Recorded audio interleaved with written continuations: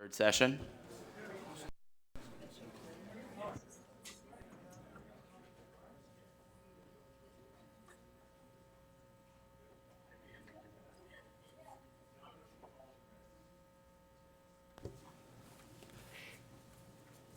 Before we get started, I just want to thank you all for coming, and an extra special thanks to all of you who've been here since this morning for all three of our panels. And our last panel, certainly not least right now, is entitled Practical Projects, DMZ, and Public Health. And we have two presenters who are going to go over the presentation, as well as we have two discussants. Well, we have three presenters for two papers, as well as two discussants.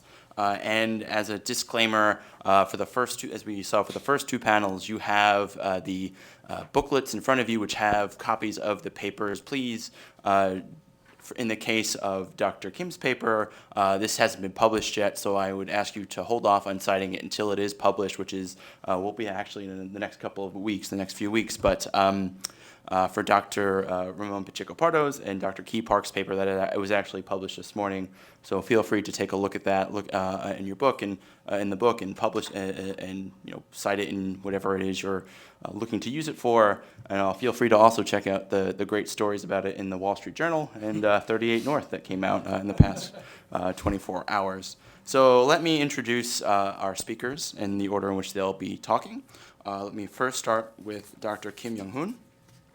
Dr. Kim is an associate professor in the Department of Hospitality and Tourism Management at the University of North Texas, and his primary research focuses on community engagement and for attractions and destinations. He has actually recently received an award from the University of North Texas Foundation Community Engagement Award, which recognizes a faculty member each year marked by sustained activities that systematically and effectively advance mutual university community engagement. So congratulations on that. Followed by our second speaker, Dr. Key Park, and I've had the very good fortune of introducing a lot of accomplished people on stage, but this is the first time I'm introducing a doctor that would have to raise his hand when someone says, "Is there a doctor in the house?" So I'm thrilled that you're here with us, and he is a faculty member at the program in Global Surgery and Social Change at the Harvard Medical School.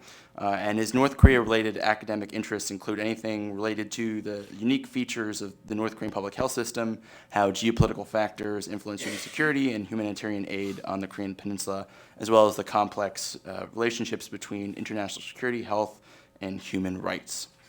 So also presenting with Dr. Park is Dr. Ramon Pacheco Pardo. He's the Korea Foundation Vrije University of Brussels Korea Chair, and a reader, which is another term for associate professor in the international relations at King's College London. He has a new book coming out, which we'll have to keep our eyes out for. North Korea, book's called North Korea U.S. Relations under Kim Jong-il and Kim Il-sung, which will be published later this year. Something that's not here listed on his bio is that he is a former KEI contributor, writing on South Korea's role in regional financial governance, which is a very different topic, but one he aptly covers in a book that we actually have available on the table outside. And then our discussants for today, for the Dr. Kim's paper, we have Dr. Seung-ho. Dr. Lee is the president of the DMZ Forum, which he helped co-found in 1997, which looks to promote the goal of Korean DMZ conservation. And finally, our last discussant is Dr. David Hong. The second person, I will say he's a medical doctor, is a pediatric neurosurgeon and clinical assistant professor at Stanford University School of Medicine, and his special interest in global health works specifically in developing pediatric neurosurgery services in North Korea, and he is the first outside pediatric neurosurgeon to work in North Korea at the Children's Hospital there. So I'll turn things over now to Dr. Kim to get started on his presentation. Thank you.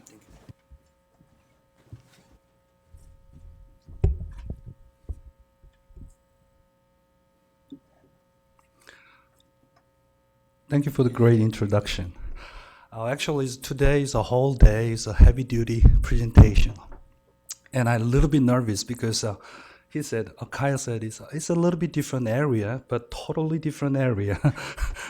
I'm kind of nervous today, and we just talk about the medical doctor, and my kids always, Daddy, which body part is your specialty? And I said, giggling and make happy. Hello, everyone. My name is Young Kim from University of North Texas, and it's my great honor to present our research paper today. Actually, my research interest area is not a medical doctor, but destination marketing and development, and MICE, meeting, incentive, and convention event, and sustainability.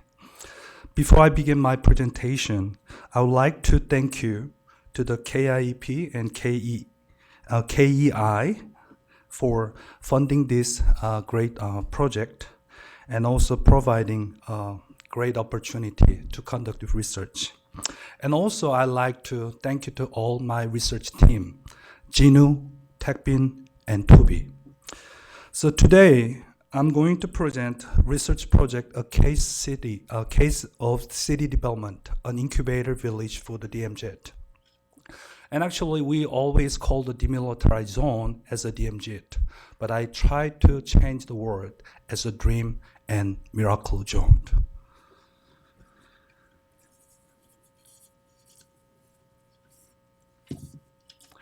As you can see from the slide picture, it is only 20 and 30 feet. Maybe in Asia, we can say about 10 meter or 20 meter. But why can we go over the line? Well, today, I don't have enough time to provide all solid answer to that, but at least I can suggest what and how we can prepare for the future. So today's presentation, I have an introduction and why I want to study this with the research team. And I'm going to talk about the purposes of this study and how we conducted this research and research progress. And I'm going to talk about the methodology, which is combined with the qualitative and quantitative research method.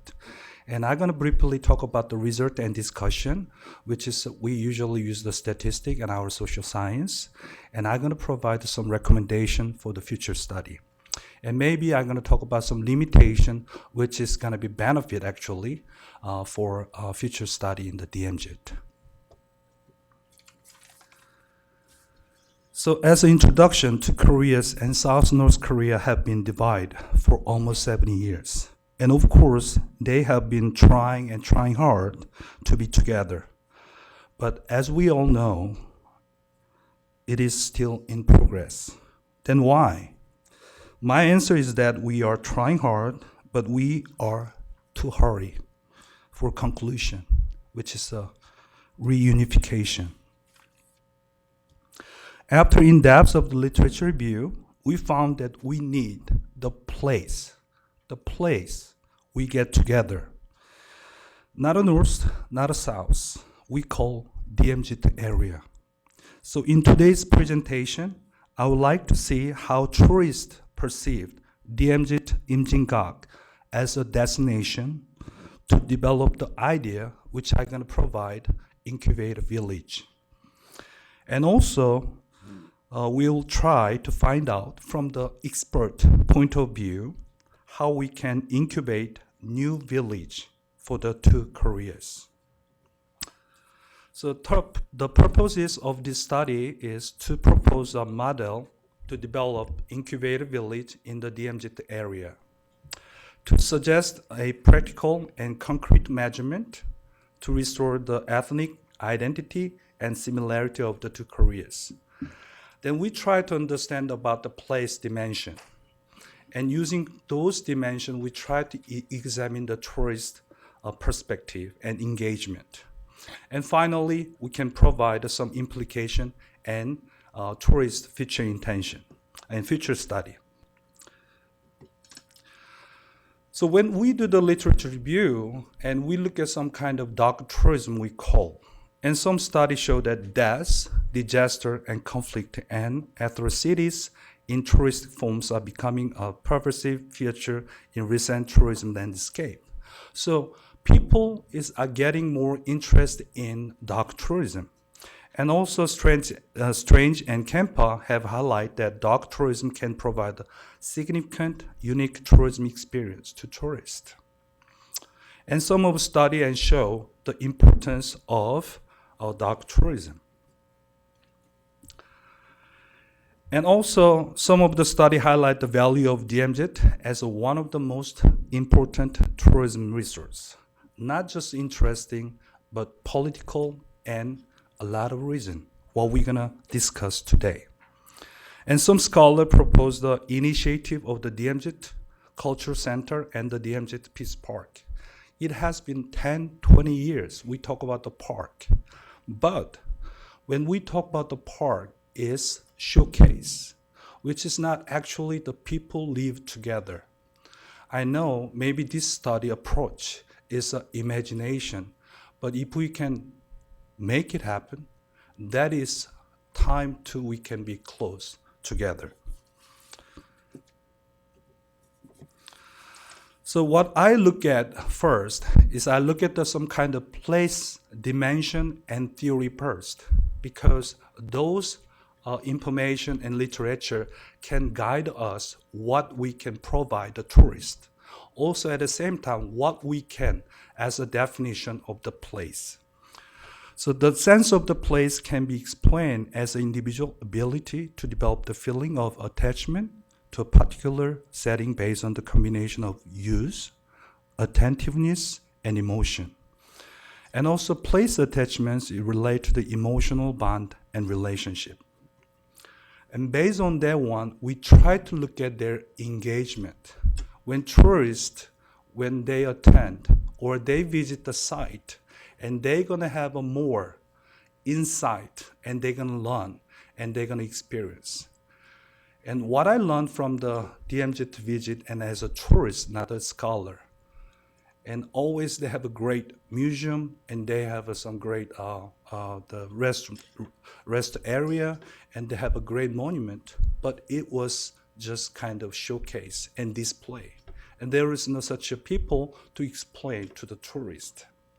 So what I want to do from this research, I want to find out how we can make them engaged. And actually, we don't have an incubator village right now. So we use the Imjinggak and DMZ as a case. And we're going to provide and we're going to suggest some good idea for the incubator village. So what kind of method we use for this research? It's kind of mixed and combined research together.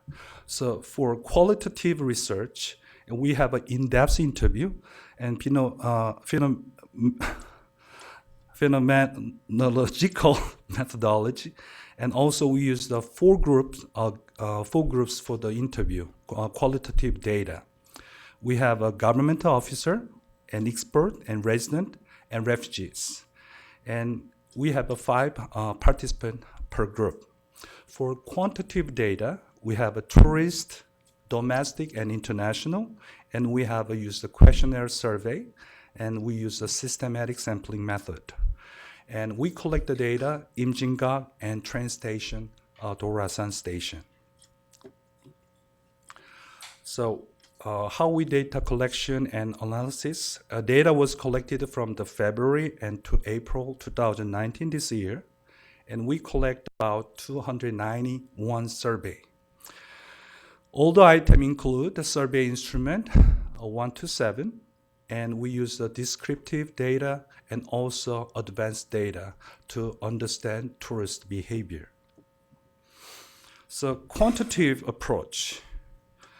This is a research model, and we look at, as I said, the place is important for the tourist, how they perceive and how they believe. So we look at the 3 dimension is a place as an identity and attachment and dependence. And those things have we want to see impact on engagement, which is kind of interaction on the site as a tourist.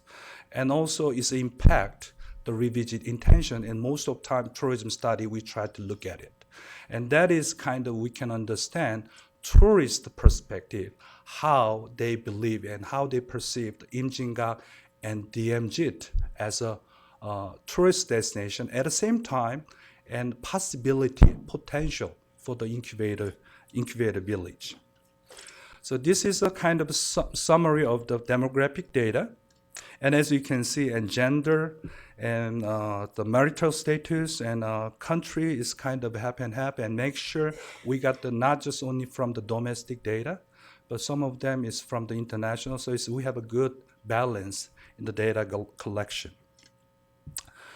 And as you can see here in the the consumer behavior data and place identity and place dependence, and they have some higher than the score is data score higher than a place attachment. And from here, what we can see, this is just kind of frequency, but the mean score is both place and identity and dependence is higher than place attachment, because the tourists believe the Imjingang and DMZ is a good place. Okay, that is a very historical place, but we're not ready to see that is a place to live. And you can see if you drive from the Seoul or Incheon Airport as a tourist, the Imjingang and DMZ is a good tourist attraction, but it's not a good place to stay 1 or 2 nights. And some of the tourists is so scared about the going there and to see the other side, and they keep asking. I said, "Well, that's over the wall. It's not actually North Korea, but they're still kind of scared." So it's about the security. It's one of the issue, and we found out. And of course, no matter what, after they have a first or second experience, and they have a high revisit intention to revisit the DMZ Imjingang, which is no matter what, they're gonna happy and they kind of satisfy their visit, and they love to come back and to see again, and also they wanna try to give a word of mouth to their friend and the family. And qualitative research, what we look at from here is an expert point of view. And we ask them what is going to be happen if we provide an incubator village, and what is going to be benefit, what is the strengths and weakness, what is the difficulty. And that was we categorized with 8 questions. So we have about 20 interview questions, and one group was a governmental officer, and one group expert, and most of them is a professor, and resident and refugees. And result of quantitative data analysis, we can see that place identity and place dependence have a significant impact on engagement. However, we cannot see the significant impact. It was not statistically significant from the place attachment to the engagement. Of course, we found a good engagement. High engagement is a high revisit intention.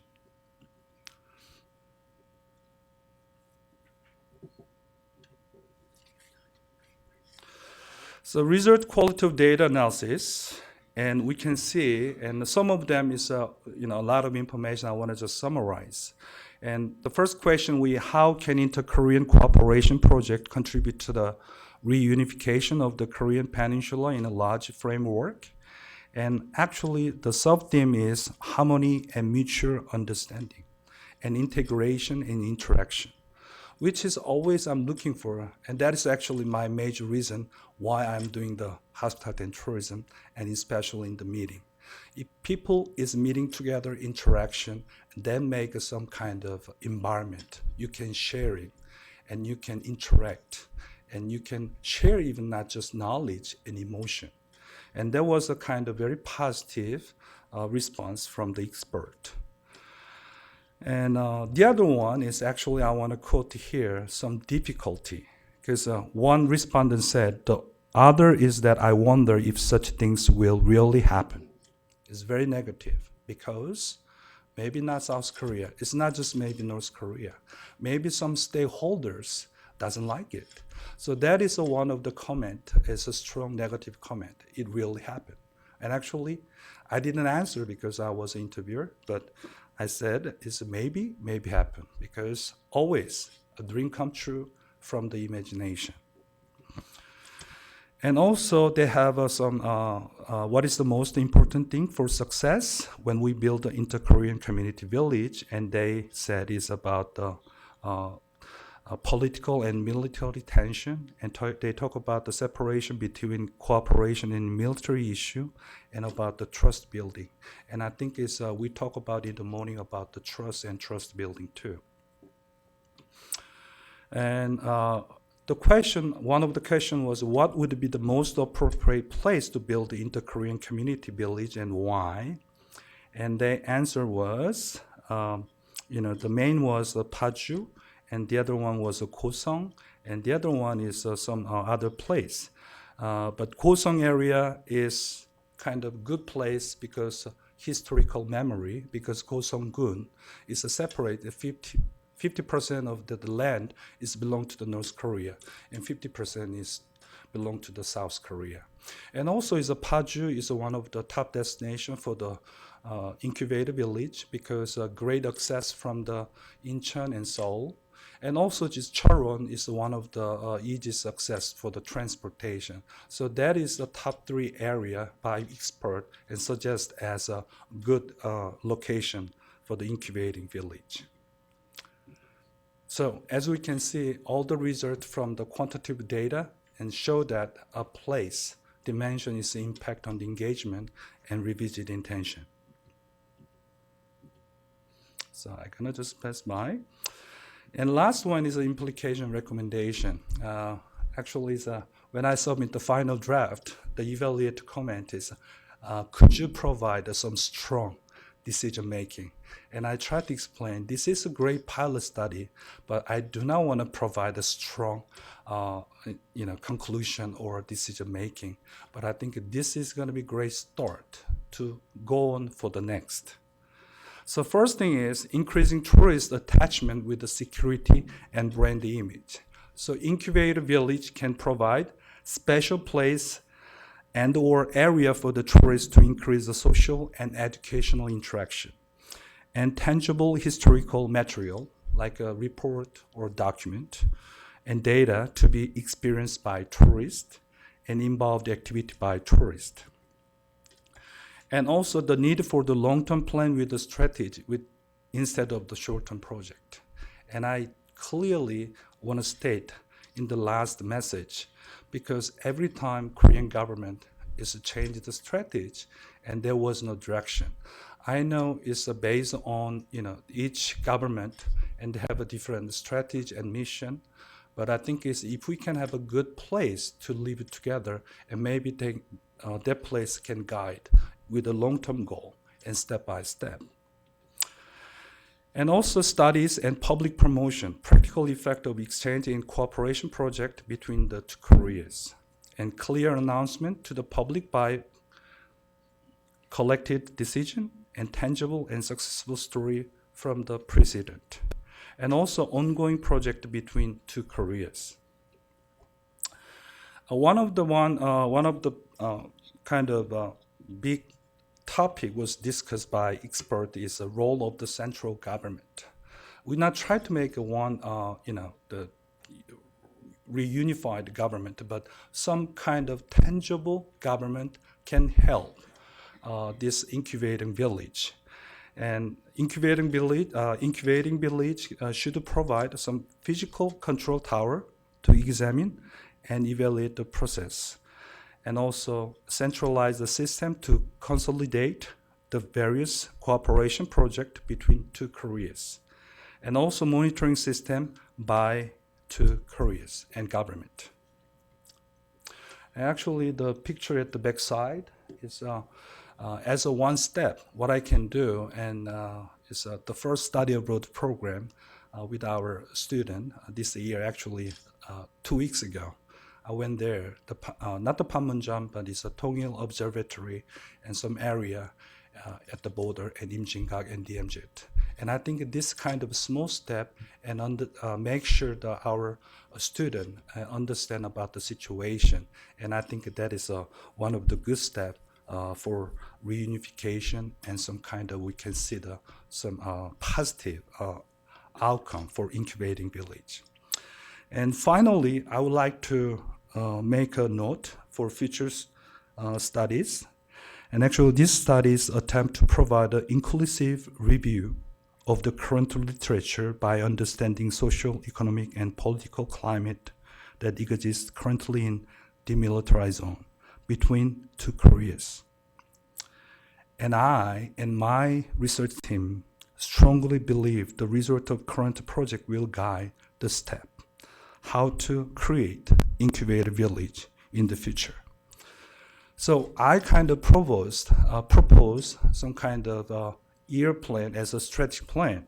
So maybe next 2 or 3 years, more ideas and data should be collected from the expert, not just political science or public administration, not the tourism, only those 3 areas, maybe safety and risk management and ecology, and maybe civil engineering and geology for city construction, maybe education, maybe medicine, medical doctor, and both government and also public hearing. Maybe as a phase 3, we need to prepare the agreement with the UN and more detailed plan for the Incubator Village, which is next 3-5 years. Maybe contract agreements, terms between two Koreas, and commercial and non-commercial facility, or resident and the total numbers, resident and ratio, in North and South Korea, so we can count and how many people can live there. And maybe it's a good time for the business investor. The phase 4, I think is we can do application of the current Incubator Village model into the One Korea. So that is actual kind of project can be implemented a place between South and North Korea. We don't know yet where. We had a good comment, but that is going to be not next year, not tomorrow, but maybe at least 5-7 years later. And maybe phase 5 is a kind of evaluation next 7 and 10 years. And we can see it really work or not. Thank you for listening to the presentation.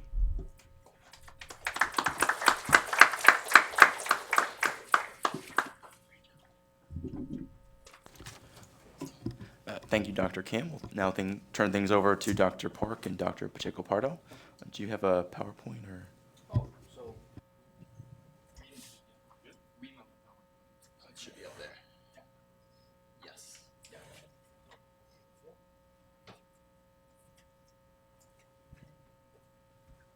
Great. Good afternoon.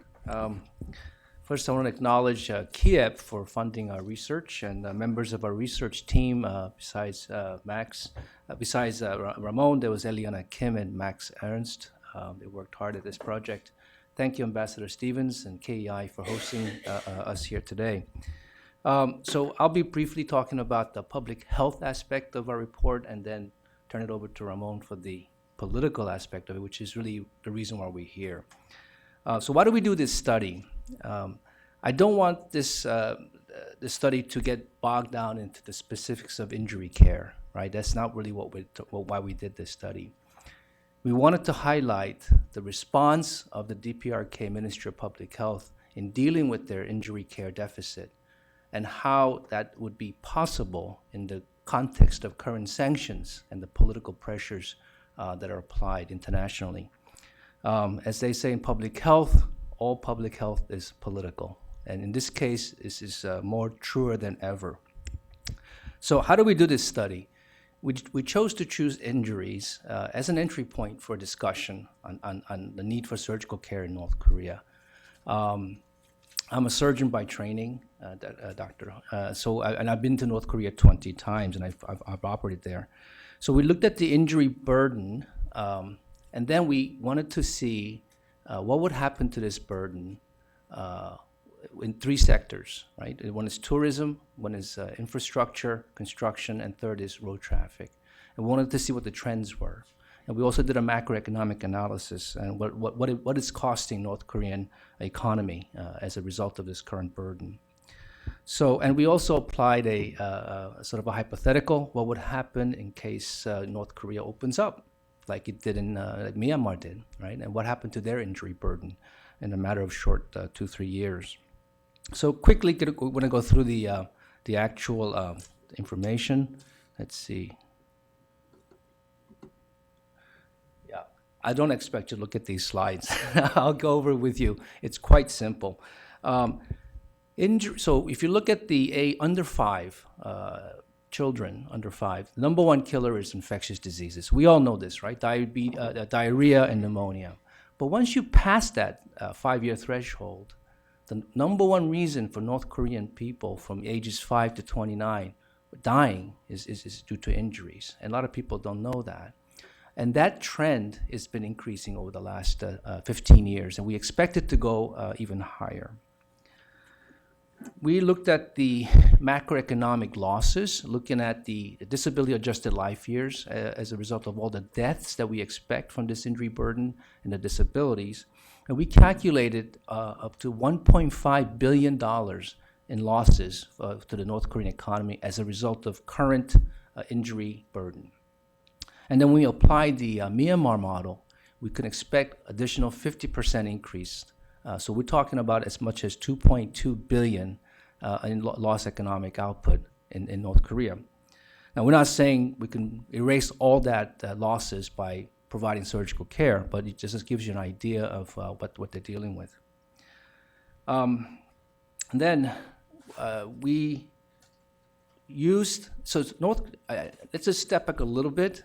I also work as a consultant at the World Health Organization, and we provide technical assistance to the ministries of health as they try to improve their surgical care from ground up. And North Korea is one of the countries that have stepped up and said, we want to do this. And this happened actually back in 2015. So every year, the World Health Assembly, 194 member states of the World Health Organization come together in Geneva, and they pass resolutions. And there was a resolution in 2015 that was sponsored by Zambia. It was co-sponsored by the U.S., and it specifically called for strengthening emergency essential surgical care as a component of UHC, universal health coverage. North Korea at that time was an outspoken advocate for this resolution. In fact, they represented the entire Southeast Asia region and spoke on behalf of the entire group and said, we absolutely believe this is important. So the resolution actually passed unanimously. And it has certain mandates for each member state to implement back home. And North Korea promptly, in their 5-year medium-term strategic plan, 2016 to 2020, inserted into their strategic item, a priority item as one of the items, in the provision of WHO essential package of surgical services at the frontline hospitals. That's exactly what we were calling for in the resolution, and that's exactly what North Korea did. So the other countries did as well. For instance, Zambia and Tanzania, and they're into their sort of financing and implementation phases. So what does this national level strengthening surgical services look like? We're talking about district level hospitals providing 44 essential package of surgical services in a timely, safe, and affordable manner. That's the ultimate goal of this resolution. Well, in Zambia, something like this would cost about $400 million. Our team actually helped the Zambian Ministry of Health with the budgeting. In Tanzania, we're talking around $700 to $800 million. And not having done an assessment inside North Korea, we're just roughly estimating to be about $500 million project. And this is entirely throughout the entire country at the county level hospitals, not in Pyongyang, but at the local level hospitals.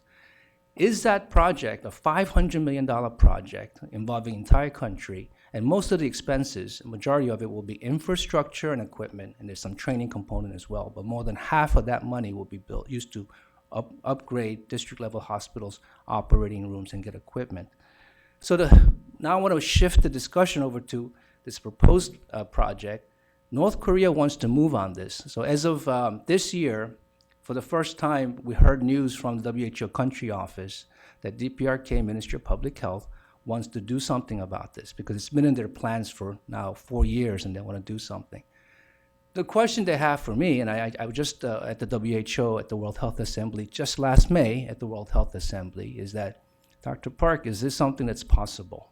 We want to do this, but we're worried about the current sanctions and how all the funders that have just sort of gone away at the traditional donors. So that brings me to a point where the conversation now shifts to the politics of public health in North Korea. So I'll switch to Ramon.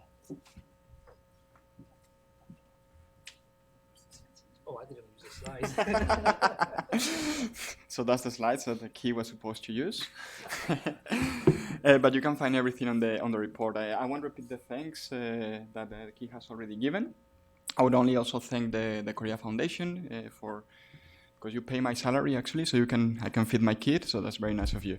So the last two slides actually, which is the last section that you have in the report, section 6.1, 6.2, 6.3, we focus on the politics of whether this can actually be implemented as of now. So not having to wait, for example, to an improvement in relations between the U.S. and North Korea, removal of sanctions, etc., right? And we start with the payment component, right? Because the first question that you would have if you want to implement this program is who is going to pay for this? And as you know, there would be people who would argue, well, this has to be paid by the North Koreans themselves, right? Because they have a nuclear program, a missile program, so why should we be paying for this? And the case that we make is that we are not talking about the North Korean regime here. We're actually talking about ordinary North Koreans who have no say in the way the government is spending its money, and they have no way of changing the way the government is spending their money. So the DPRK currently actually doesn't have the resources, is not spending money on this particular issue. But if we are going to implement this program, and as Key was mentioning, there is interest from the North Korean side and from members in the international community. So this is something you will see discussed in Europe, for example, in different European countries. We shouldn't just be paying this program with North Korea not contributing, right? And that's why we focus on a co-financing model, which is not new, and we describe it in the report with reference to two particular examples, which are Gavi and the Global Fund, right? Gavi, the Global Vaccine Alliance that is still operating in North Korea. Before sanctions were increased in 2016-17, North Korea was paying more or less roughly half of the costs of this program. After sanctions started to be implemented, the figure went down to 10-15% of the total amount spent in the program, but North Korea is actually paying towards this program, right? And if you look at the Global Fund, that was closed a few months ago, it might be reopened, but North Korea was also contributing to this program. So the idea here is that there will be a commitment from the North Korean government to provide financing for this program, and this is not the international community financing a program which some people would argue from a moral and ethical point of view shouldn't be happening in the case of North Korea because of the behavior of the regime and the way it decides to spend its money, right? And the second component and last part of the report is, should we be doing this now? Should we be waiting a number of years until North Korea has opened up, relations with North Korea or between the international community and North Korea have actually improved? And the point that we make that even if North Korea doesn't open up, as we show, and some of the slides actually show towards the beginning of the presentation today, this is a need that North Korea has today, because as Key mentioned, people aged between 5 and 29, this is the most likely cause of death. And again, we're talking about ordinary North Koreans here. So the need is actually there as of today. We cannot wait a number of years until sanctions, for example, have been removed, relations have improved, and we can start thinking about financing this program. So the need is actually there. Not only this, from a political point of view, in theory, if you look at the sanctions regime, this is not covered by the sanctions regime. So this is something that you could implement, a program that you could implement without having to wait for any removal of sanctions. And the UN Security Council resolutions are quite clear that humanitarian assistance should be excluded from the regime itself. There is also the question about, well, is the North Korean government going to divert this money? Is it going to use it for other purposes, the missile program, the nuclear program? What is interesting about this, and we conducted a number of interviews with the stakeholders based in Pyongyang or who have offices in Pyongyang, including, for example, European countries that have embassies in Pyongyang and have aid programs across North Korea, but also NGOs that operate in North Korea, is that those that actually operate these aid programs have no real concerns about it. They can monitor how the program is actually being implemented. They can move across the country, so they can actually see where their aid is actually going, right? So this concern that some people seem to have doesn't seem to be based on reality on the ground. Plus, there is also the component that if we implement a program that can go up to $500 million, this would require more human resources that are currently deployed in North Korea. So you could actually improve monitoring mechanisms by actually sending more external experts, advisors, or even monitors that can travel around the country to make sure that the program is being implemented in the way it is. Also, if we are talking about medical equipment, so it's more difficult, for example, to divert medical equipment than food, right? So the black market for medical equipment, for example, is more than food, is that is actually your concern. And there are two other components to this. The fact that the current South Korean government, I'm not going to talk about the U.S. government because you know better than I do, obviously, but in Europe, for example, the conversation is very similar.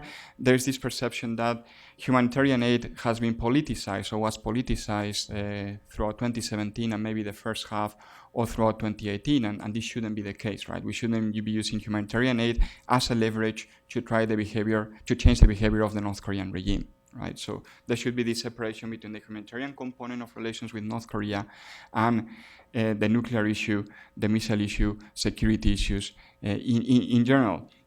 Plus, even if your concern is not the well-being of North Koreans, which some people might not have this concern and say, well, this is something for the North Korean government to sort out. Well, this is something that could serve as a confidence-building measure and implement sustainable engagement with North Korea. So basically engagement that doesn't depend on the latest nuclear test or missile test or threat of a test, right? So you could implement this program with a view at having people on the ground in North Korea. You're engaging on a regular basis, on a sustainable basis. And again, this is something that is part of the discussion among policymakers. I won't go into the U.S. debate. Maybe we can discuss it later on.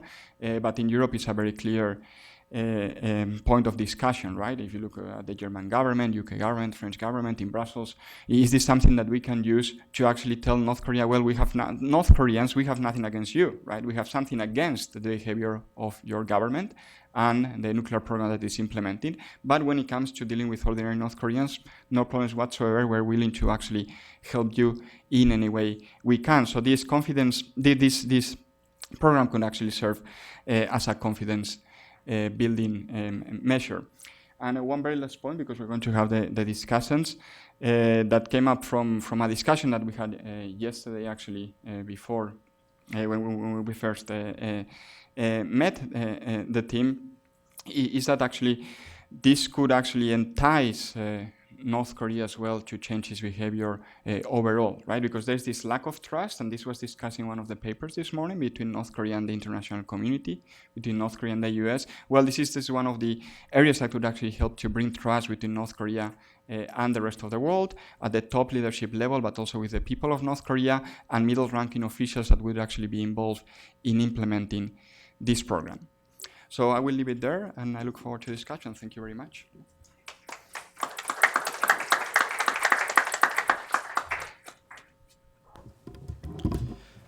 Thank you, Dr. Park and Dr. Pacheco Pardo. That was a very comprehensive overview of the topics that you addressed. So I'm going to now turn things over to our discussants. Dr. Lee will start us first talking about Dr. Kim's paper. Thank you. Good afternoon. Thank you, Dr. Kim, for this great presentation.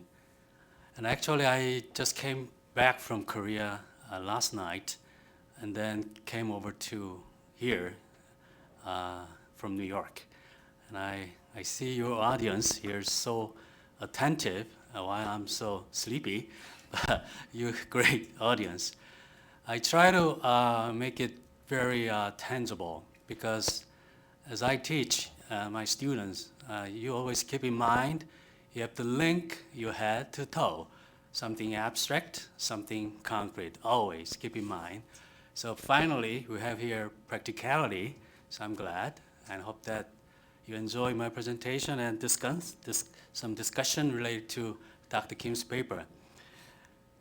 Assuming that you don't know anything about Korean DMZ, so I just a brief note. It is created by war, Korean War in 1953.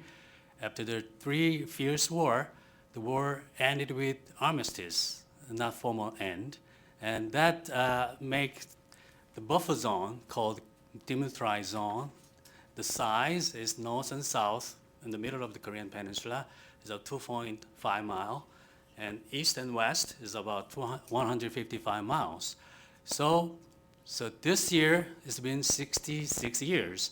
So many scientists and many observers kind of painted and described the area as an accidental paradise because recently, as you may see the news, there is a black bear alive in the wild, was captured in the DMZ. And I noticed that also there is evidences of leopards, footprints, and even tigers. And also, any other species, the bird species, you know, that the white-naped cranes and red-crowned cranes, and those endangered species has wintering grounds, more than 30% of the international cranes. So many scientists, you know, have kept focus on these areas.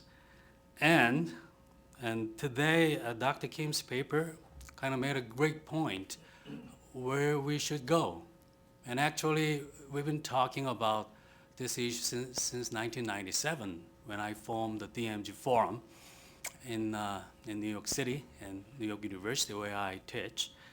And working with the Korea Society, working with the Asia Society, United Nations, and Korean government and Korean NGOs, we talked a lot about issues related to DMZ, political, economic, cultural, and of course history, and how we can do, or what it can do, something. So for the 10 years from then, like 1997 to 2007, we talked without North Korean view, but I suddenly realized there's nothing we can do without any input from North Korea because, as you know, half of DMZ is occupied by North Korea. So since 2007, I was working with North Korea. So that's why the DMZ Forum has been sort of silenced because my friend Scott Snyder told me this afternoon, where is your DMZ Forum? So I told him. So tourism seems to be the key. I was so fascinated by his presentation because I also was fascinated by the DMZ 22 years ago by its dream and miracle zone that he put as a subtitle. Yeah, it's really dream and it's miracle in terms of nature regenerated by itself out of total destruction. So nobody can deny its miracle side of the region. But there's also dark tourism that Dr. Kim mentioned, that people see it as a challenge, as a danger. And of course there's danger because, as you may know, the area is scattered with 2 million landmines. Nobody knows where the landmines are because the landmines map is disappeared. And of course the landmines, there is moving around like a plastic landmines. So many of the civilians in South Korea still, you know, have trouble with those landmines, their legs and foot and so on. So in terms of research, as you may imagine, it is very difficult because I'm great that Dr. Kim did such a great research under the circumstance of DMZ situation. So direct scientific observation is almost impossible because you cannot get in. Even you can get in with the help of military, it's only a few days with designated route, military route inside of DMZ. So many scientific data is speculation and based on the research on the outside of the DMZ, we so-called the civilian control area. So that is a certain limitation in terms of any research. And also, interesting thing is there have been no comparable areas in other parts of the world. This DMZ situation is sort of unique in terms of ideological kind of confrontation and one nation divided, but there are no nation divided on earth now. So that's the problem in terms of research design. Also, the problem is that many of the study results are based on assumptions. This morning we talked a lot about assumptions and beliefs, So that's why I think this kind of research is important, because to know what we don't know is very first step to know more. So I think this research has helped what it can do in the future of for DMZ, for peace and prosperity in the Korean Peninsula. Why we're here today?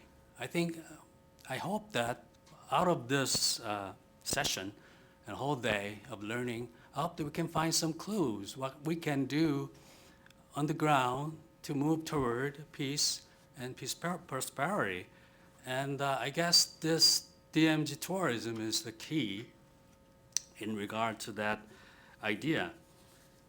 For the last 10 years, I told you that I was working with North Korean side. I learned that 100% the DMZ is their protective wall. They don't want to talk about it at all. They don't want any influence from South Korea. It was 10 years ago. But now I begin to change, like 70, 80% of that concept. They want a little bit of tourism. How can get access to them? Two sides. One is their official side based on our offer to the tree planting. We help them reforest their hills and mountains. So we bring tree saplings, thousands of them. It costs a lot. And then we brought experts and government officials from Pyongyang to China. And we surprisingly noticed that they brought their data, their geographical data. So they do have their data, but it's a matter of accessibility. So they did present PowerPoint presentation.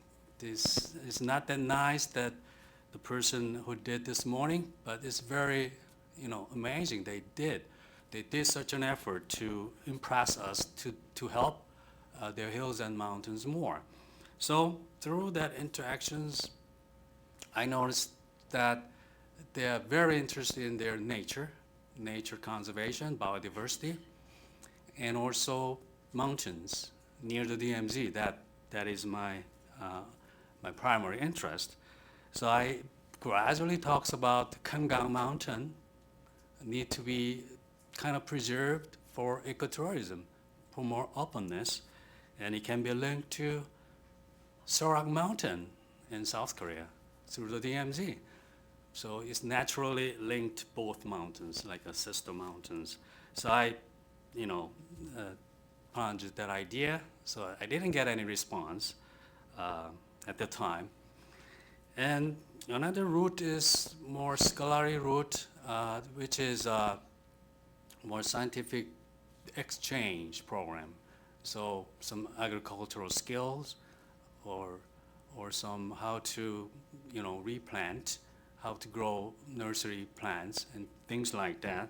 So that is more university-based exchange program. But through that, I was able to, interview and talk with government officials and scientists and experts. So I think I can help Dr. Kim, his research to include those, samples from North Korean side, because his research did not include any samples from North Korean side, because, DMZ, we cannot talk about anything without North Korean views. And of course, the tourism aspects, North Korean residents cannot travel on their own behalf. So it is hard to kind of interview them to get their own opinions about what to do. So that's still some kind of limitation I noticed here. So far, his research is giving us more tangible dream that can be accomplished. So I hope that I can suggest two projects that I just discussed last week when I was in Korea with the government officials and with some kind of consent with our opposition. Because through our 22 years of talks and conversation with Korean DMZ, I vividly remember Dr. Edward Wilson at Harvard said that Korean DMZs is Gettysburg and Yosemite rolling together. That's his own word. So I remember that. That's a great word. There's a greatest potential for tourism, unestimable kind of budget that we can get out of it.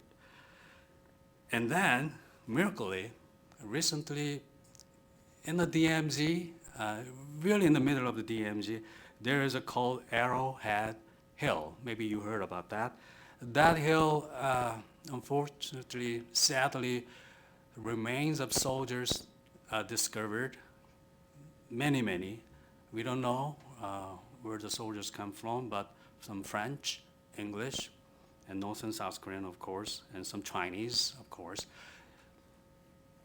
As we see the record, 10 days of battles, like thousands of soldiers died to, capture the hills, day and night.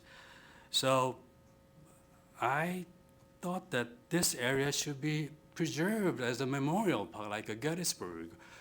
And the Gettysburg spirit is we memorialized the soldiers regardless of friends and foe. So this is the subject I want to pursue within the DMZ. We should establish a memorial park, just like Gettysburg, Edward Wilson said. And at the same time, as I told you, Mountain Kumgang, Mountain Sorak can be combined as a UNESCO World Heritage Site, natural asset. So actually, I talked about it with the UNESCO for the last 10 years, and they kind of said there's no reason why we cannot accept if both North and South Korean government apply for the nomination of Mountain Kumgang and Mountain Sorak together as a World Heritage Site. So with that, I hope that you could think about these two projects, something tangible, something we can do with the help of many governments, because south side of DMZ is controlled by UNC, but is kind of controlled by U.S. Army. So we need help from U.S. government and South Korean military and North Korean government. So in this way, I think tourism will kind of give us some melting spot out of this icy situation. Thank you.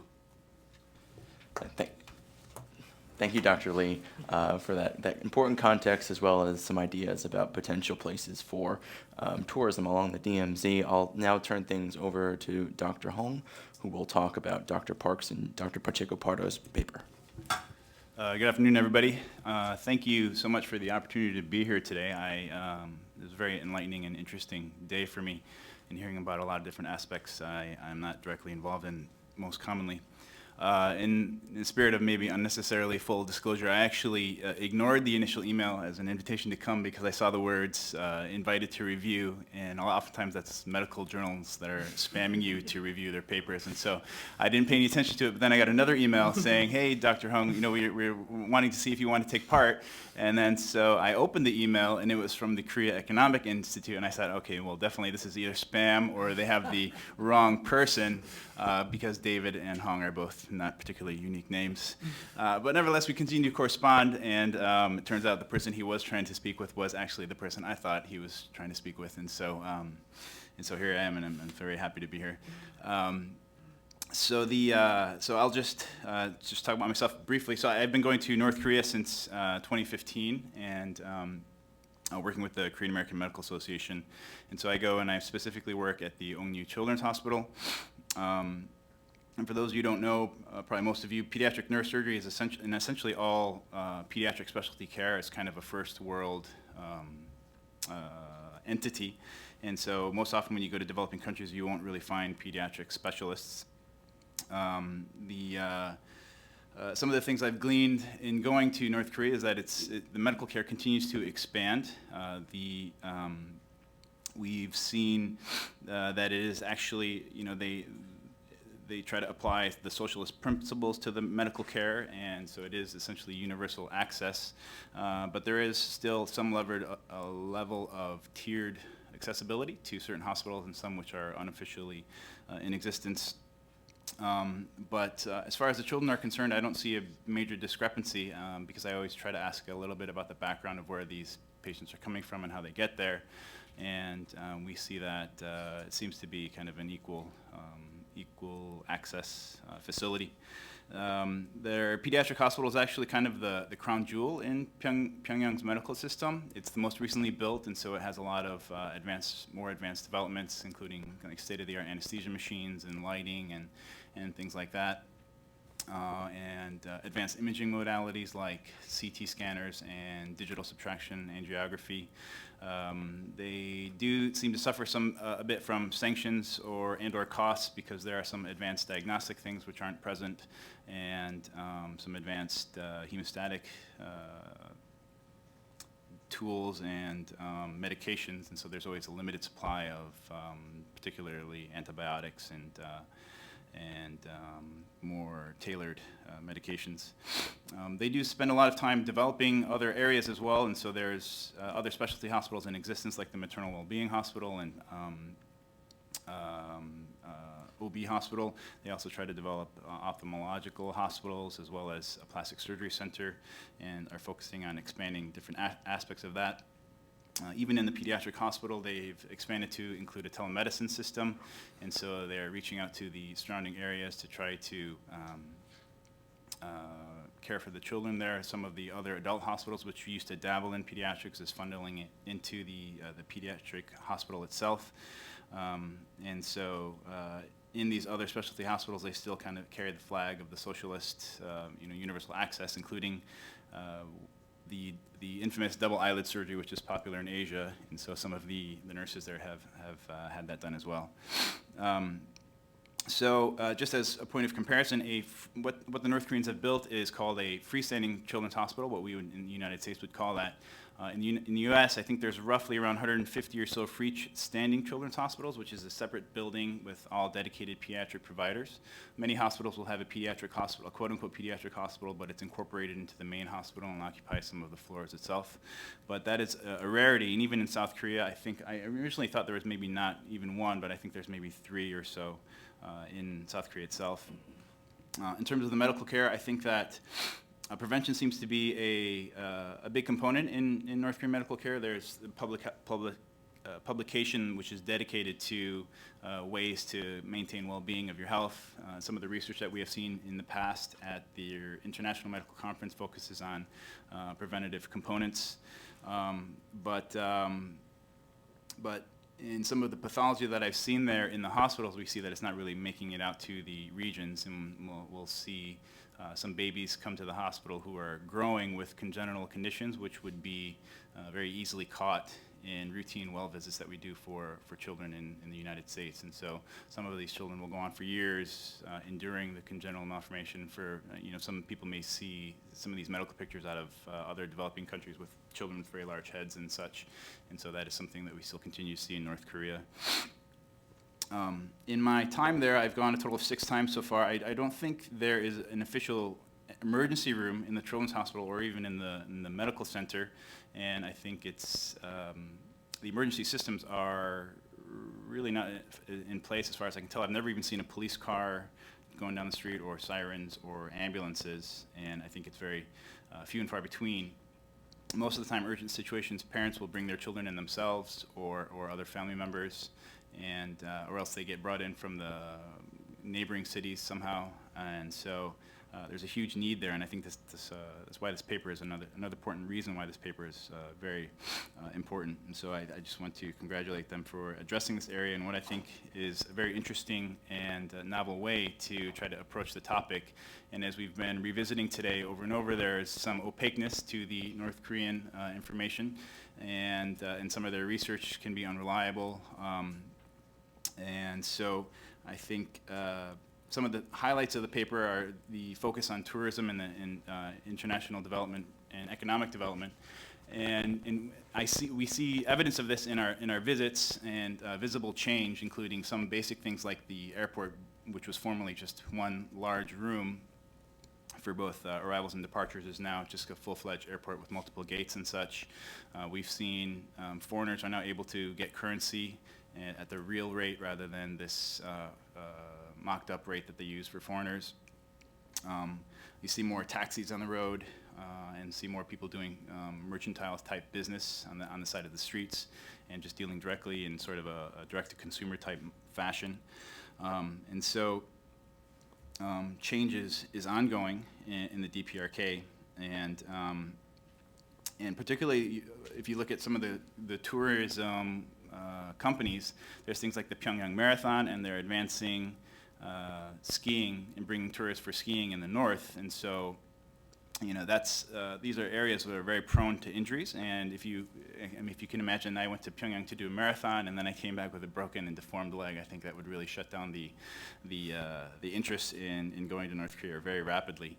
And so, those are two big international draws for people coming to North Korea. And I think addressing this issue is going to be of great service to them.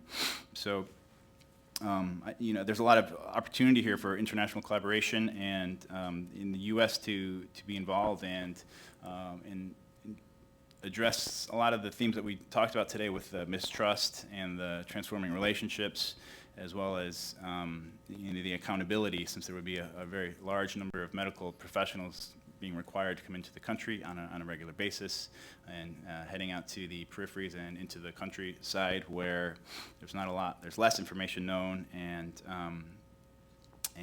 a lot of room for improvement. And so I think there's a lot of benefits highlighted by this paper, including that the medical machinery and other humanitarian aspects of providing support in that area is not really transferable. I don't think being concerned about it converted into some sort of military aspect is a real priority, is a real concern. And overall, I think establishing lines of trust in committing to this project from the U.S. point of view in terms of humanitarian development is extremely worthwhile and valuable in the long-term setting. So, very great paper. Thank you, Dr. Hung, for those comments. I'll give each of our presenters, there's been a lot of interesting points made by each of the discussants. If you want to take a few minutes to address some of those points, I'll give you some time to do that now. I'll turn over to Dr. Kim to start us off. So thank you for the great comment and positive comment for this Incubating Village. Sorry. And actually, from the study, I kind of found, our research team found that a lot of limitation for this study because of North Korea involvement, what you mentioned about it, and also great possibility about the sustainability perspective. And also, it's a place and location is very important, actually. We have a lot of stakeholders. Maybe other perspective we can discuss, but I think those are three major kind of limitation of this study. So as I mentioned, for the future study, I think it's a great limitation. The limitation is going to be great potential resource for the future study. So what we can do, well, I don't think it's tomorrow or maybe next year, we can ask the North Korea to be involved in this Incubating Village. But I think somehow we can build a model based on expert point of view or some kind of the research perspective, and the result can provide some clear direction how we can provide this place.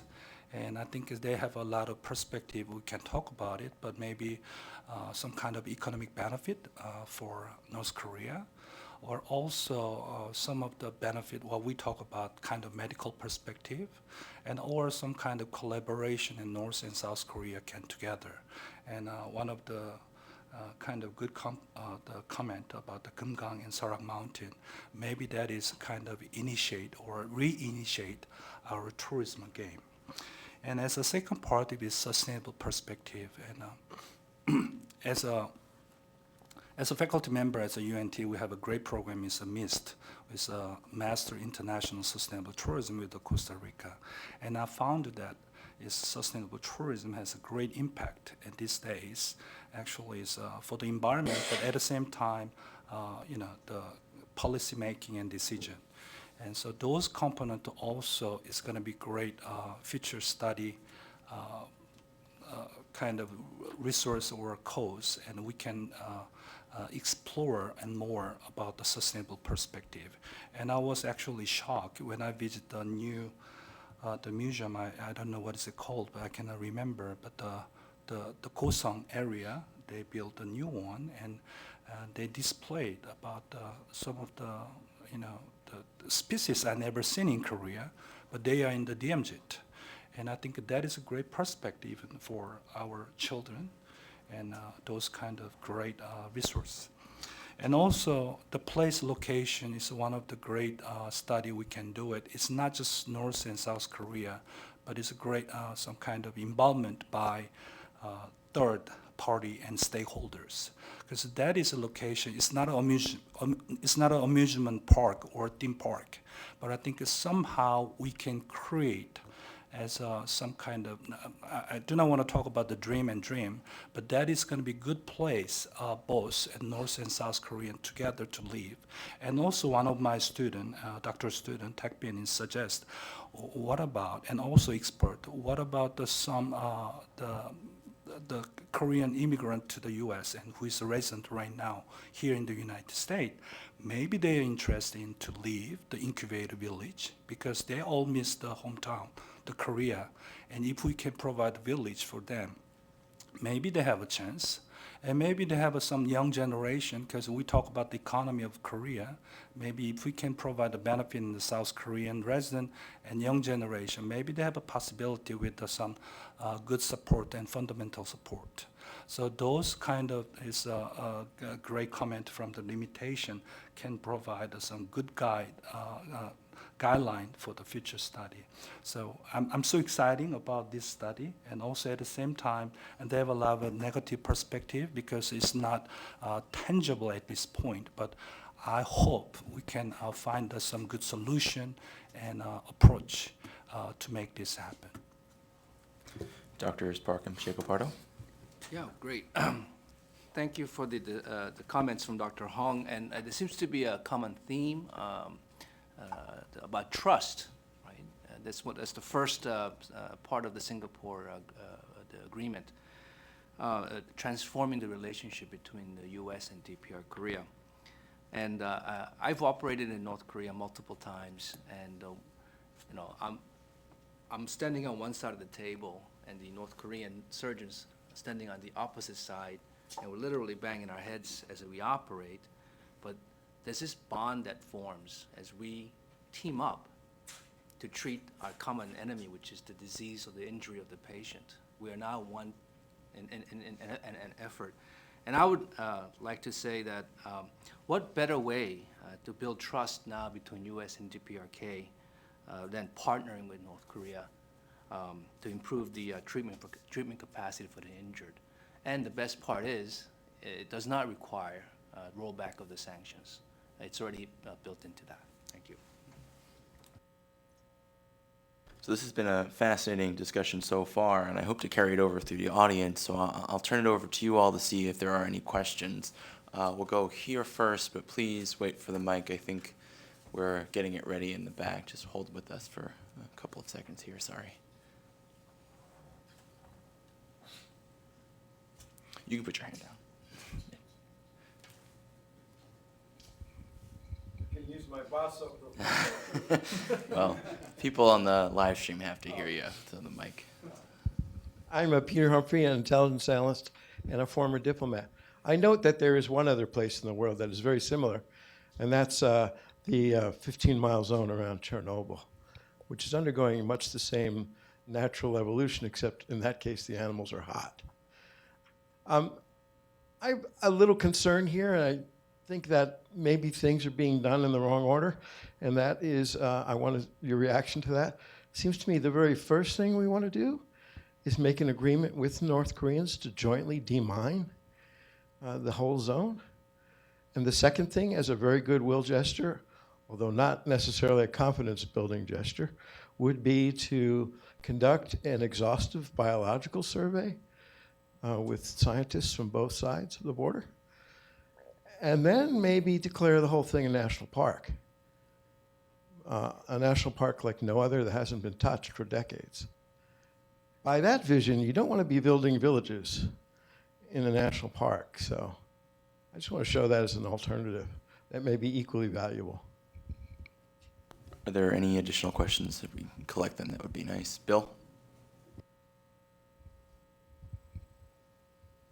Yeah, I've been following the North Korean economy for a long time, and I'm really intrigued by changes in the marketplace.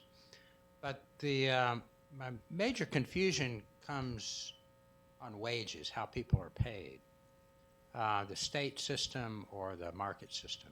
Because officially a nurse would be paid 3,500 won per month, which won't buy a cup of coffee in the market for a month. But then she gets a lot of perks, rations. I'm wondering though, for people, doctors who, working in North Korea, do you have an idea, a good sense of how the staff are paid, the doctors and the nurses? When you work with them, when you give aid, can you pay the workers dollars or won at 8,000 won per dollar? Do they get real money from it, in other words? Or are they pretty much fixed in place in the socialist system where they're paid by ration? Can any of y'all give me any insight on that? Oh, sorry, we'll take one more question from Florence, then we'll turn things over. If you are to build eco park in DMZ area, confidence building is important, but I would think from the North Korean side, it's an economic benefit to them. So have you done any sort of economic analysis of how you split the eco park project? And this is also my personal curiosity to Dr. Park. Why injury? I know you are trained by surgeon, but there's cancer or there something seems to be more urgent than injury case. So just curiosity from personal point of view.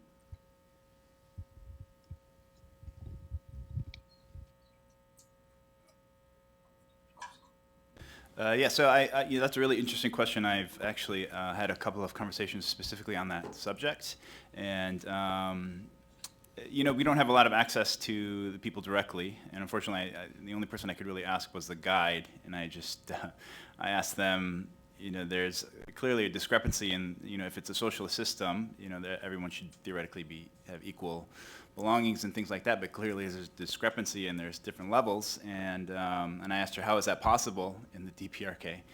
And she didn't really answer the question, but said there's some level of kind of, like she pointed to somebody selling fruit on the side of the street one day, and so there is, I guess, some level of, small level of entrepreneurship going on, and at least particularly, we don't really deal with currency with anyone at the hospital, but when we're traveling by cabs and such in the general transport, though they accept renminbi and dollars both, as well as regular won, and so there seems to be currency floating and in use throughout, and so even some of the stores will accept some dollars every now and then.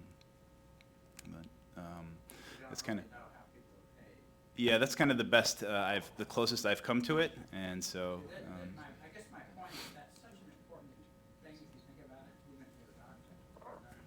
Yeah. How the system rewards for Yeah. It seems to me that should be one of the first questions.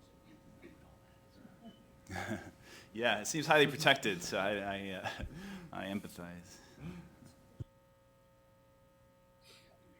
I'll respond to the last question. Why injuries? So the North Korean Ministry of Public Health, their proposed project is to strengthen emergency essential surgical care throughout all the county hospitals. It's the provision of those 44 operations, and this includes injuries, which is the largest bucket, by the way, long bone fractures, but includes emergency obstetrics when they need cesarean sections. In fact, there was a large-scale health project that was led by WHO UNICEF from 2005 to 2015, about $60 million project, specifically dealt with maternal and child health at this district-level hospital. But anyway, so there's the injuries, there's the maternal emergency obstetrics, sexual reproductive health, family planning, and then there's the cancers, diagnostic and treatment of cancers. In countries like North Korea, chemotherapeutic agents are extremely expensive, and radiation therapy machines are almost unheard of. So cancer care, and then childhood conditions like congenital malformations, club foot, cleft palate. So if you think about this, now it's a spectrum of surgical conditions, and that's what the North Korean Ministry of Public Health is trying to address. We chose injuries, and because it's the urgency, right? Because we want to make sure that people understand this is we can't wait on this problem. People, so it was that it was the largest burden of surgical need, and then also the sense of urgency. Yeah. So I mean the other reason is, and I think you probably mentioned it, right? Because if North Korea is going to open up and attract more tourism, attract more foreign workers, attract more investment from overseas, right?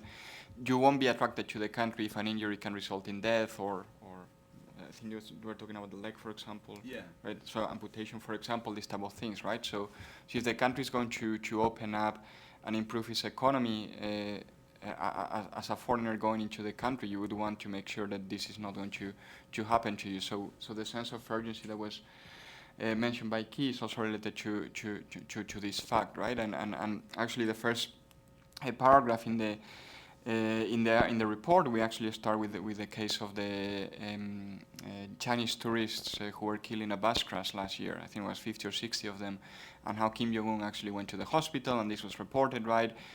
And I think he or the regime felt, okay, this is something that we have to take care of if we're actually going to be able to attract people from overseas, not only take care of the North Korean population itself.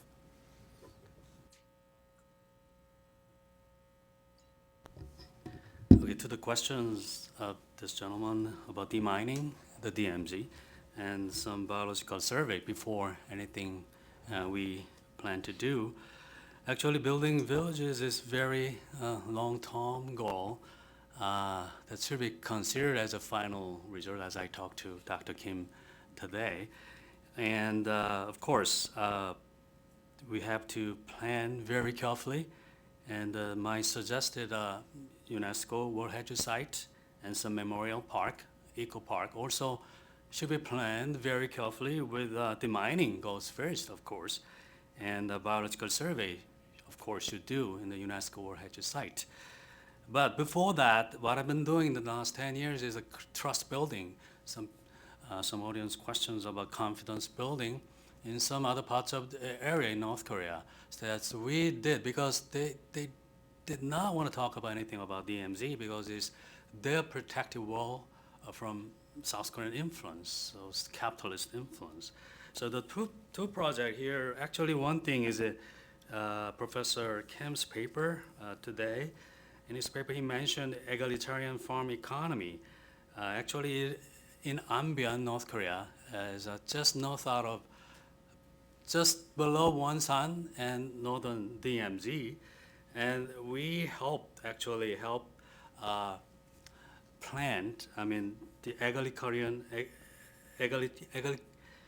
egalitarian farm economy. We help them to produce more of their, rice products and other farm products.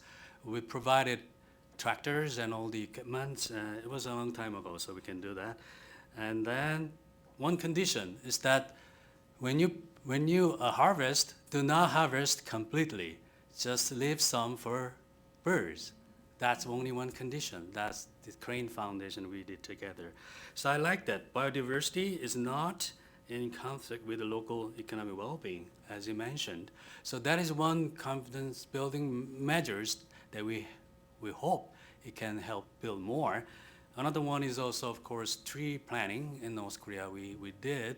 So there's something we can ask more to do on Mountain Kumgang in terms of tourism, but allowing more scientific research and survey. That is our own condition. Before doing that, so of course, we've been discussing a lot about conflicts between conservation and development. Sometimes peace is our enemy, to the DMZ Forum, because many people try to build an Eiffel Tower in the DMZ, or soccer field, or many other suggestions in the DMZ. But we kind of come down to kind of dividing DMZ into three areas. The eastern part as absolute conservation areas with Mountain Kumgang and Mountain Sorak. And the middle, kind of ecotourism with Crane kind of observatory post, along with the Gettysburg-style military park.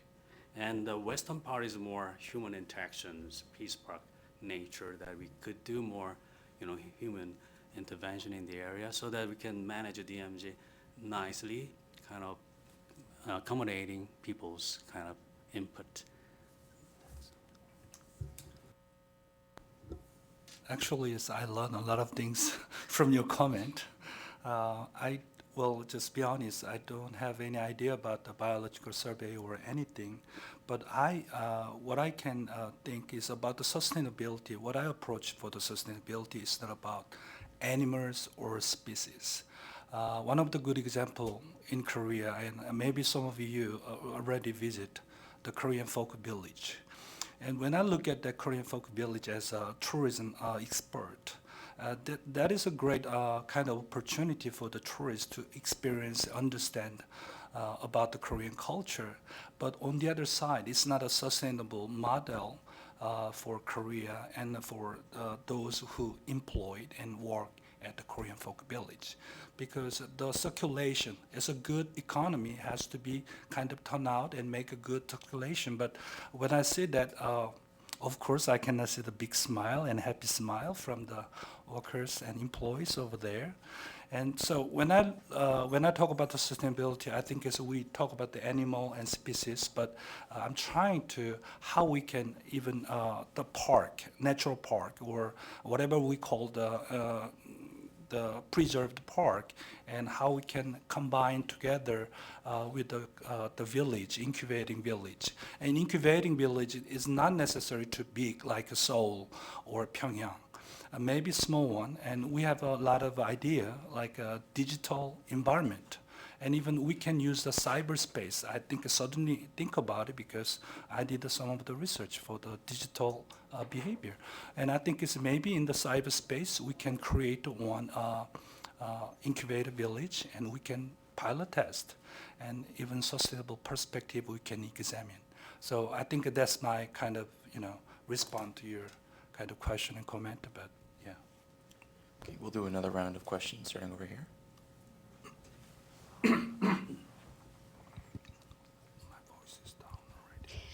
Thank you.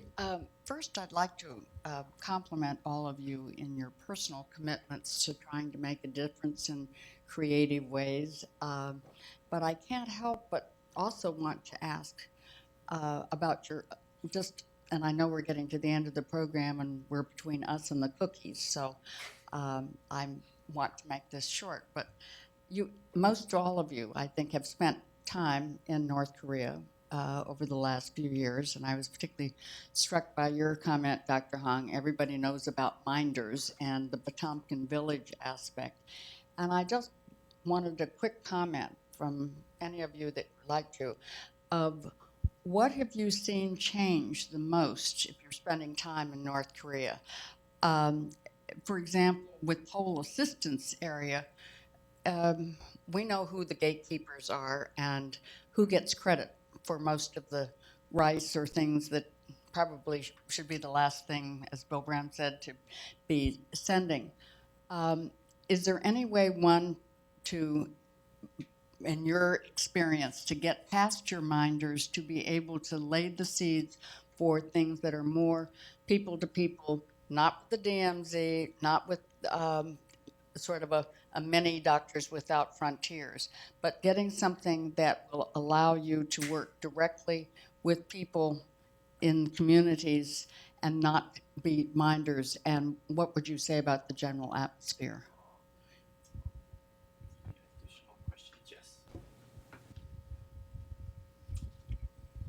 I was wondering, you guys spoke about how the funds for the medical equipment could probably not be redirected since it would be pretty well monitored. But I was wondering if there was any way if we could perhaps monitor if or find out if the medical funds that North Korea would have already were planning to put in, if that would be perhaps redirected to something such as something dangerous, such as like missile programs or something, or like something similar. Hi, my name is Emily Gibson, and I'm an intern at KEI. I have a question for Dr. Hong. Taking into consideration the lack of medical supplies and equipment in North Korea, and that you're also dealing with children, how do you properly triage in that situation? Do you have, typically if you're in another situation, you have either adults versus children, but like what do you really think about when you're making the final decision? Dr. Hong, do you want to start us off? Yeah, sure. I guess I can comment on maybe both those questions. So, so we actually have some opportunity to be working without the guides in direct presence. They're not maybe as glued to us as it may appear from the outside. Getting out to the countryside and trying to work directly with people more is something I would like to focus on in the future, but it is a bit of an obstacle, and so some room for improvement in those areas. I think that as far as medical care, I don't really think they perceive it too politically, and so I don't think they. Maybe I'm overstepping my boundaries, but I don't think they really are paying that much attention to us. And so we work in the spirit of well-being and betterment, and I'm also I'm not particularly scared of going, but I'm also a little bit scared of the acting out of what is perceived borders and such. And so they are I got in a small bit of trouble once, and so when they actually stated that their role is also to protect us, not just to like protect them from us, because you don't really know what some of the how people may react to some of the things that you're doing, because I don't it's hard to understand exactly the cultural expectations, and so there's a give and take, and as we work together more and more, I think we've been successful in establishing lines of trust in some areas, and so I think there's definitely some freedom to work in the medical space. But the second question, so triaging is a challenge, and so again, as we work more and more together, the things that we can do together have expanded, and so. Initially, it was a little bit more restrictive, and I think it was probably reciprocated because there is just a lot of unknowns in what's happening, and because I consistently go and they know me better and better as we move forward. And I understand what the capabilities are of the hospital. I think there's just an ongoing development of trust, and so we face limitations in some of the things that we do, but some of those limitations are because American doctors are kind of spoiled, more or less, and so it's partially giving up your comfort zone to be able to work in that space, and so that is not something that probably a lot of people are interested in doing, but it's it gets fleshed out with every trip, and so we continue to advance. So on the financing question, I mean, one of the ideas behind co-financing is that this is funding that wouldn't be used for other purposes, right? And the main concern is obviously the military programs that North Korea actually has. So the idea would be not for North Korea to contribute in kind, but actually, if possible, to contribute hard cash, so to speak, and this cannot be spent in the nuclear program or the missile program. So we don't focus as much on that on the paper, but that's a potential added advantage of pursuing this type of programs that North Korea would, as we mentioned in the presentation, would have to commit to this and wouldn't be using this funding for other purposes. So I'd like to respond to the question about what changed most, and I'd like to just take two things I observed. One is, I've been going there since 2007. You know, there are only one flight a day into Pyongyang, right? Maybe two, but it's one flight. We go through Beijing. And all throughout the years, there were massive amounts of people. I mean, as much as a plane can hold, where Korean Americans were going back to North Korea to visit their family. These are U.S. citizens who was going there to visit. In 2017, as you know, the travel ban was instituted, and they went to zero. So there are no family visits that's happening. That's the biggest, I think, tragedy of the travel ban. These are people that are dying every day, and I think this is a humanitarian issue. So it's one change. It's dramatic. And the other one is that people always talk about how the regime has sort of prioritized the weapons, military development over social programs such as health. And I'd like to counter that argument, because over the last few years, North Korea has actually put more money into their health than in each year over the last 10 years. And specific examples that I saw was that they have actually developed their own ultrasound machines for domestic consumption. The other thing is they have actually developed and manufactured and now using artificial knee joints for their patients. And the last one is that they developed their own CT scanner. There's one prototype, and I saw the image quality, it's pretty good. So these are some of the examples I can give you that the government is committed, from my perspective, to taking care of the health of its people as best as they can. Okay, about the questions about the changes in North Korea. I was in South Korea and meet with some people who just visited North Korea. And maybe we should check every month the changes happening in North Korea nowadays. Probably, it was 4 years ago, there's a lot of banners in North Korea, down with American imperialism, all the red and all these, things in the North Korean street. And I haven't seen those banners recent years, and recently, even with the buildings, something bad about the Americans is erased. So that's something very interesting. And then recently, North Korea produced the stamps commemorating the June 12 Singapore summit in North Korea. They produced stamps. And another change is that in Wonsan, people, they know pricing of rice in Siniju by telephone. That's very interesting. And also, they're very thirst of information from outside. Anybody coming in into North Korea, they ask questions, many questions in private setting. And also they said 60% of farm products goes to the government. And now, what about the area in between the fields? That some areas, they kind of try to produce something out of their regular work hours. In the evening, in the night, they produce something. Any spot, they can own the products. That's something different. And also, anybody who has in the government some kind of power of permitting something, like a building, condominium or hotel, they kind of brokering that, I'll give you some permit to building a hotel, will give me 20 apartments to me. So they try to, get a sense of how to make more money, so inside. So all in all, I think it is interesting that all these down with American imperialism is gone.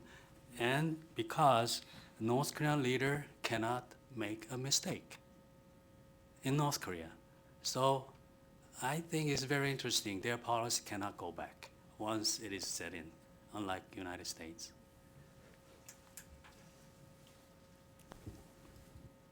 I live in Universal North Texas, but I never been to North Korea. Before we conclude this panel and our programming for today, I just want to note that this panel really falls outside of the purview of what we normally talk about with North Korea, but it's actually given us a lot to think about in terms of the different myriad of ways in which we can think outside the box to advance and address challenges and advance diplomacy with North Korea. So I want to thank you all individually, and I hope everyone will join me in thanking our speakers for their presentations today. Thank you.